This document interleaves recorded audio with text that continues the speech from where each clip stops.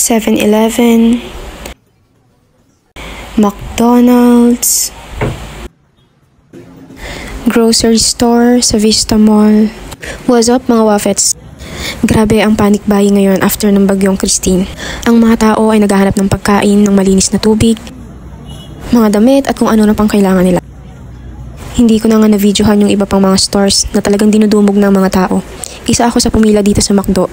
Nagpila tayo mula sa labas at nung nakapasok na nga tayo, biglang nag-announce sila na wala na ang stock. Galit na galit ang mga tao, nagsilabasan at naghanap ng mga bukas na stores. Kakaunti lang guys ang nagbukas after ng bagyo.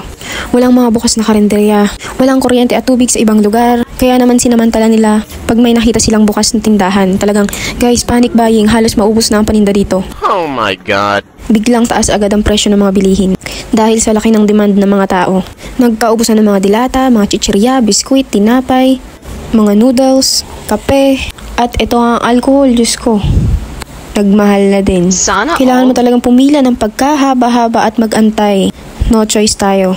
Pero syempre may technique tayo dyan. Share ko sa inyo. Lalagyan natin yung basket muna, pipila, paalis-alis, para kumuha ng iba pang mga kailangan. O diba, diskarte lang yan. Nandito na agad ako sa cashier.